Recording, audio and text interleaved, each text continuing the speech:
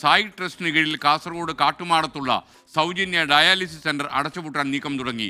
K N Anandakumar പാതിവില തട്ടിപ്പ് കേസിൽ പ്രതിയായതോടെ Sai trust ഇങ്ങനെ തീരുമാനമെടുക്കുകയായിരുന്നു. ജനങ്ങളുടെ സഹായത്തോടെയാണ് ഡയാലിസിസ് സെന്റർ തുടങ്ങിയത്.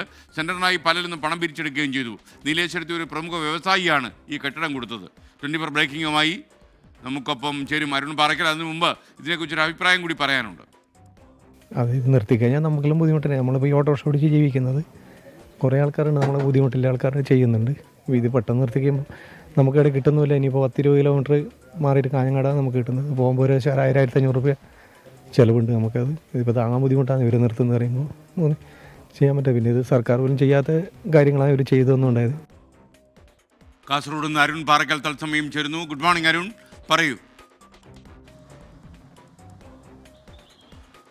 S K N, very good morning. S K N, ഈ സായി ട്രസ്റ്റുമായി ബന്ധപ്പെട്ട കെ എൻ ആനന്ദകുമാറുമായി ബന്ധപ്പെട്ട തട്ടിപ്പ് വിവരങ്ങൾ ഇപ്പോൾ ഓരോന്നിങ്ങനെ കാസർഗോഡ് ജില്ലയിൽ പുറത്തു വരികയാണ്. ഈ കാഞ്ഞിരടുക്കം അതുപോലെ തന്നെ കാട്ടുമാടം ഭാഗങ്ങളിലാണ് സായി ഗ്രാമമൊക്കെ ഇവർ നിർമ്മിച്ച് നൽകിയിരുന്നത്. കുറേ വീടുകൾ നിർമ്മിച്ച് നൽകിയിരുന്നു. ഒപ്പം തയ്യൽ പരിശീലന കേന്ദ്രം, അതുപോലെ തന്നെ സൗജന്യ ഡയാലിസിസ് സെൻറ്റർ, അങ്ങനെ ഒരുപാട് ഈ ഒരു ആതുര സേവന രംഗത്തെ സ്ഥാപനങ്ങളും അതുപോലെ തന്നെ തൊഴിൽ സ്ഥാപനങ്ങളുമൊക്കെ നിർമ്മിച്ച് നൽകിയിരുന്നു. അതിന് ഇങ്ങനെയുള്ള സ്ഥാപനങ്ങൾ നിർമ്മിച്ച് നൽകുന്നതിനായി പലരിൽ നിന്നും പണം സംഭാവനയായി പിരിക്കുകയും ചെയ്തിരുന്നു. ഇപ്പോൾ പുറത്തു വരുന്ന വിവരം, ഒരു ഡയാലിസിസ് സെൻറ്റർ അവിടെയുണ്ട്. ഈ കാട്ടുമാടം പ്രദേശത്ത് ഒരു ഡയാലിസിസ് സെൻ്ററുണ്ട്. സായി ഗ്രാമത്തിൻ്റെ കുറേ സ്ഥാപനങ്ങളുണ്ട്, തയ്യൽ പരിശീലന കേന്ദ്രമുണ്ട്.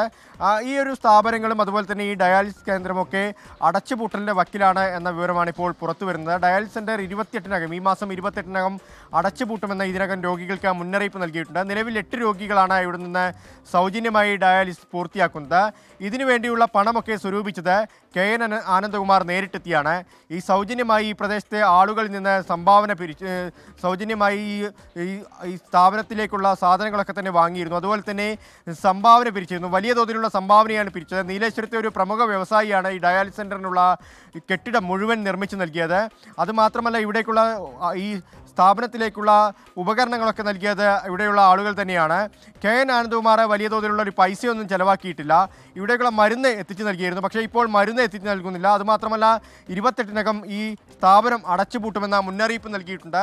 എങ്ങോട്ട് പോകണമെന്നറിയാത്തൊരു അവസ്ഥയിലാണ് ഇവിടെയുള്ള രോഗികളുള്ളത്. 8 രോഗികളാണ് നിലവിൽ ഇപ്പോൾ ഇവിടെ നിന്ന് സൗജന്യമായി ഡയാലിസിസ് പൂർത്തിയാക്കുന്നത്.